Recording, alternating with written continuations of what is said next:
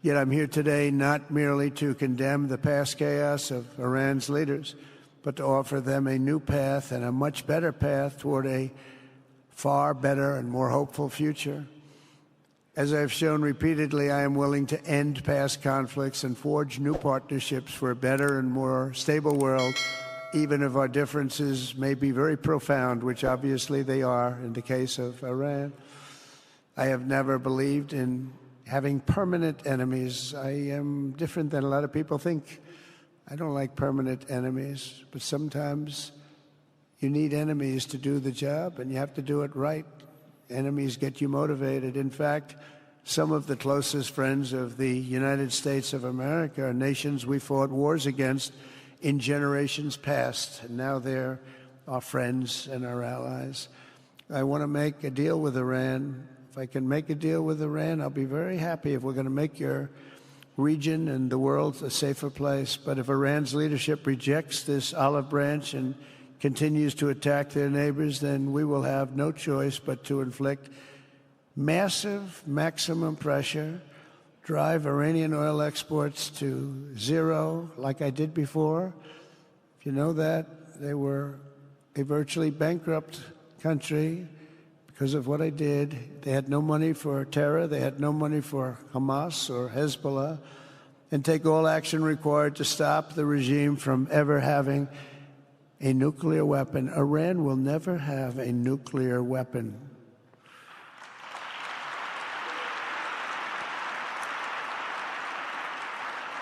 But with that said, Iran can have a much brighter future, but will never allow America and its allies to be threatened with terrorism or nuclear attack. The choice is theirs to make. We really want them to be a successful country. We want them to be a wonderful, safe, great country, but they cannot have a nuclear weapon. This is an offer that will not last forever. The time is right now for them to choose. Right now, we don't have a lot of time to wait. Things are happening at a very fast pace. They're happening right here. They're happening at a very fast pace. So they have to make their move right now, one way or the other. Make your move. As I said in my inaugural address, my greatest hope is to be a peacemaker and to be a unifier. I don't like war. We have the greatest military, by the way, in the history of the world. You know, I rebuilt our military in my first 4 years and rebuilt it into the most powerful military there is. And you saw that when I knocked out ISIS in 3 weeks. People said it would take 4 years, 5 years. I did it. We did it in 3 weeks. Just days ago, my administration successfully brokered a historic ceasefire to stop the escalating violence between India and Pakistan. And I used trade to a large extent to do it. I said, fellas, come on, let's make a deal. Let's do some trading. Let's not trade nuclear missiles. Let's trade the things that you make so beautifully. And they both have very powerful leaders, very strong leaders, good leaders, smart leaders. And it all stopped. Hopefully it'll remain that way, but it all stopped. I was very proud of Marco Rubio and all of the people that worked so hard. Marco, stand up. What a great job you did on that. Thank you, J.D. Vance, Marco. The whole group worked with you, but it was a great job. And I think they're actually getting along. Maybe we can even get them together a little bit, Marco, where they go out and have a nice dinner together. Wouldn't that be nice? But we've come a long way, and it could be, millions of people could have died from that conflict that started off small and was getting bigger and bigger and bigger by the day. I've also been working relentlessly to end the terrible bloodshed between Russia and Ukraine, and very importantly, talks are being held in Turkey later this week, probably on Thursday, and they could produce some pretty good results. Our people are going to be going there. Marco's going to be going there. Others are going to be going, and we'll see if we can get it done. 5,000 people, young people for the most part, soldiers from Ukraine, soldiers from Russia. They're not from here and they're not from the United States, but they're souls. They're souls. I think usually, mostly, they're young, beautiful souls that left their parents waving goodbye, left their brothers and sisters, goodbye, I'll see you soon. And they got blown to pieces. 5,000 on average a week are dying. And people are dying elsewhere in the region, but tremendous numbers like we haven't seen since World War II are dying. And I want to stop it. I want to stop it. It's a horrible war. Would have never happened if I were president.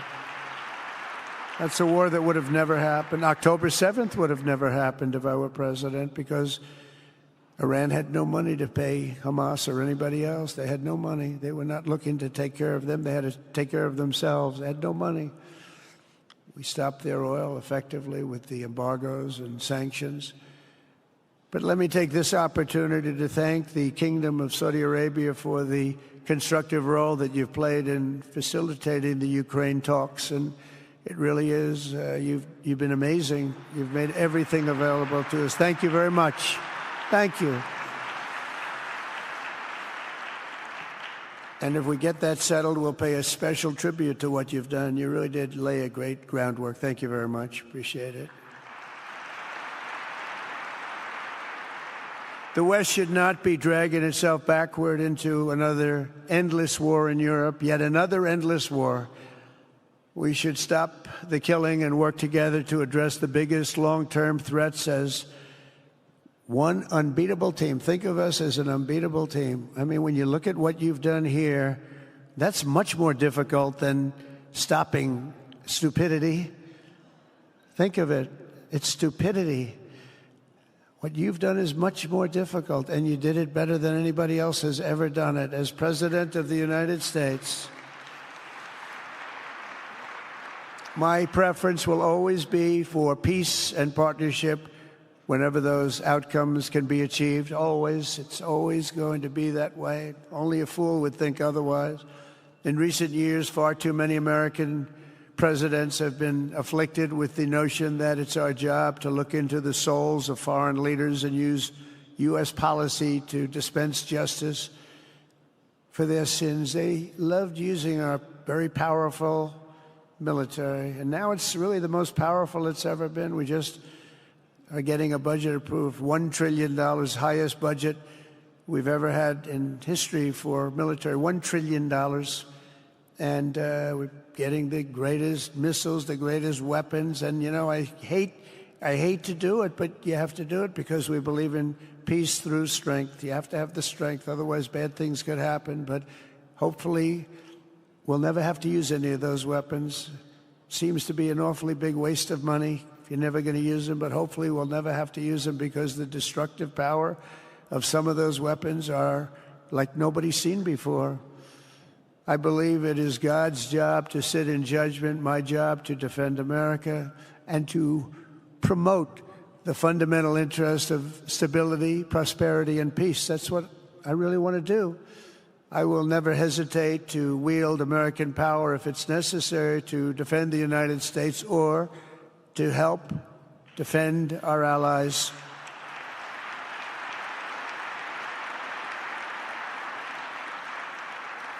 And there will be no mercy for any foe who tries to do us or them harm. We will have no mercy. They understand that. That's why I've been pretty lucky. A lot of people think, you know, he's looking to fight. He's looking to fight, and things get settled. It's an amazing thing when they really think you mean it. But we do. We have the greatest military, the strongest military, stronger than any. Nobody's even close. We have the best weapons in the world, but we don't want to use them. If you threaten America or our partners, however, then you'll be faced with overwhelming strength and devastating force. We have things that you don't even know about, you don't hear about, and if you did, you say, wow. In recent weeks, following repeated attacks on American ships and freedom of navigation in the Red Sea, the United States military launched more than 1,100 strikes on the Houthis in Yemen. As a result, the Houthis agreed to stop. They said, we don't want this anymore. It's the first time you've heard that from them, too. They're tough. They're fighters. But just days ago, we were asked to cease targeting commercial. They were not going to be targeting commercial ships in any way, shape, or form, or anything American. And they were very happy that we stopped. But we had 52 days of thunder and lightning like they've never seen before. This was a swift, ferocious, decisive, and extremely successful use of military force. Not that we wanted to do it, but they were shooting down ships. They were shooting at you. They were shooting at Saudi Arabia. We don't want them shooting at Saudi Arabia if that's okay. So we hit them hard. We got what we came for, and then we got out. Since January 20th, the U.S. military has terminated 83 terrorist leaders operating across Iraq, Syria, and Somalia, including ISIS's #2 global leader. You read about that just recently. With the help of Pakistan, we apprehended the ISIS terrorists responsible for the attack on 13 American service members at Abbey Gate, that horrible, horrible disaster.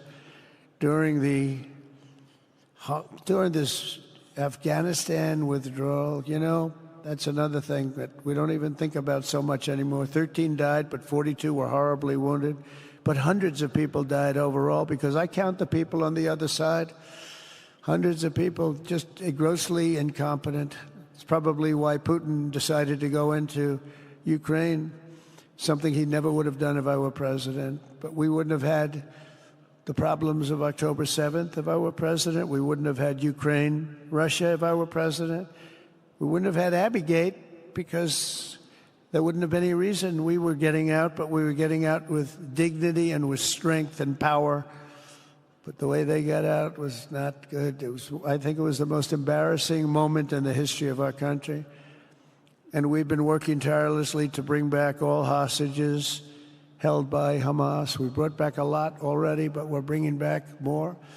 This weekend, we successfully negotiated the release of the last American hostage, Edan Alexander. Just came out a few hours ago, and we continue to work to get that war ended as quickly as possible. It's a horrible thing that's taking place.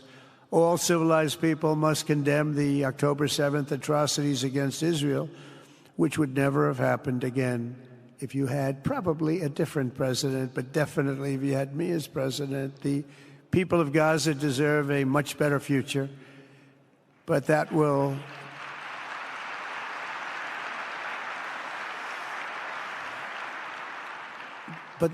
or can not occur as long as their leaders choose to kidnap, torture, and target innocent men, women, and children for political ends. The way those people are treated in Gaza, there's not a place in the world where people are treated so badly. It's horrible. After years of suffering, two of the nations most ravaged by terror are finally beginning to end their long nightmares under the new generation of leaders. In Lebanon, where a friend of mine has just become the ambassador. He's going to be great. I said, you know, that could be a very dangerous job. He said, I was born there.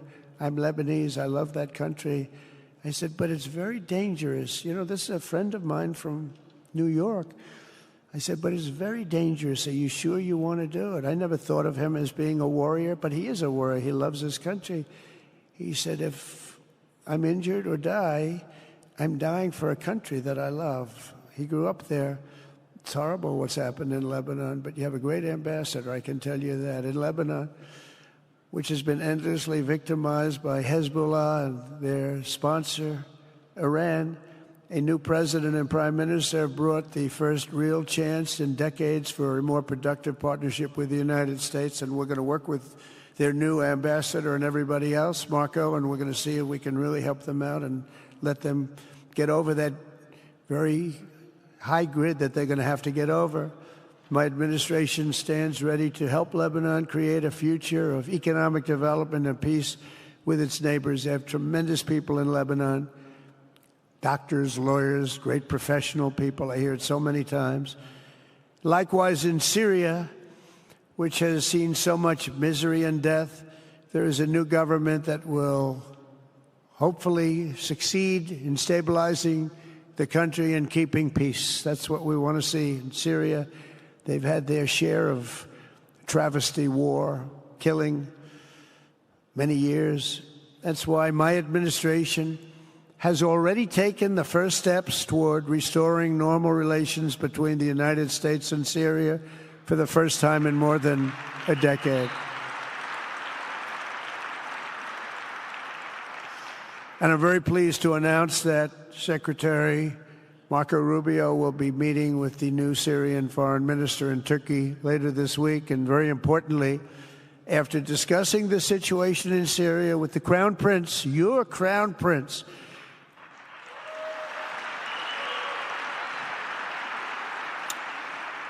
and also with President Erdogan of Turkey, who called me the other day and asked for a very similar thing, among others, and friends of mine, people that I have a lot of respect for in the Middle East. I will be ordering the cessation of sanctions against Syria in order to give them a chance at greatness.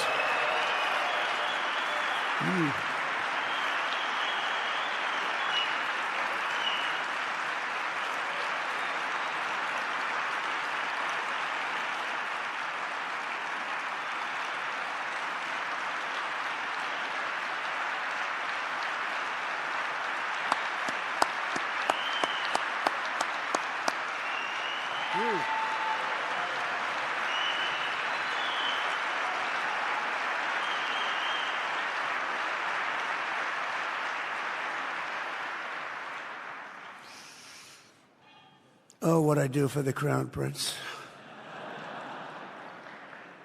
The sanctions were brutal and crippling and served as an important function, nevertheless, at the time. But now it's their time to shine. It's their time to shine. We're taking them all off, and they're going to have, I think they're going to have, based on the people and the spirit and everything else that I'm hearing about.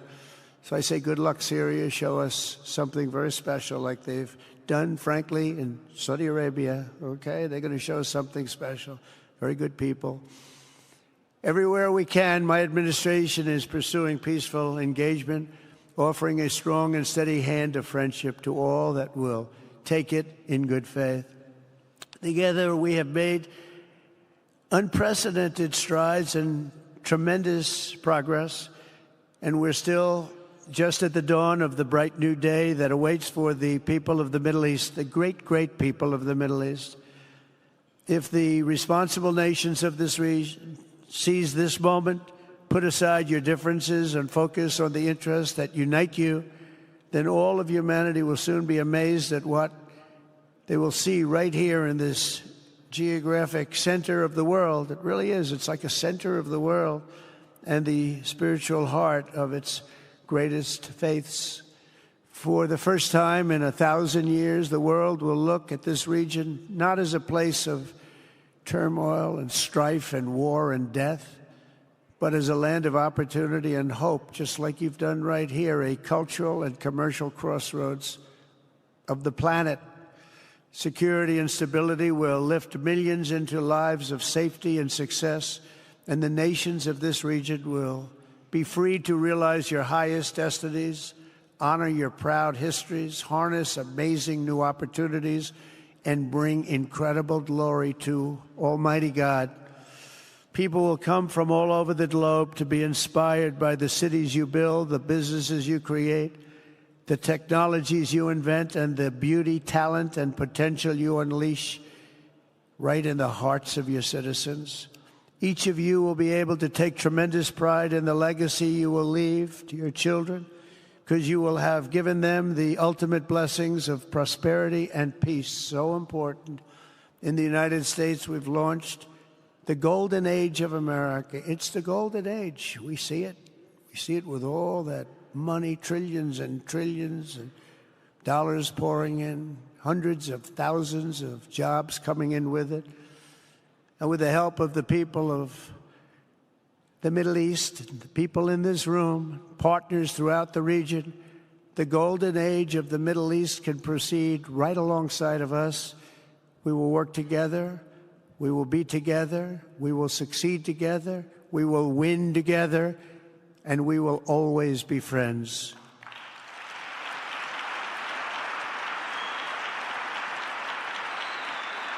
Thank you.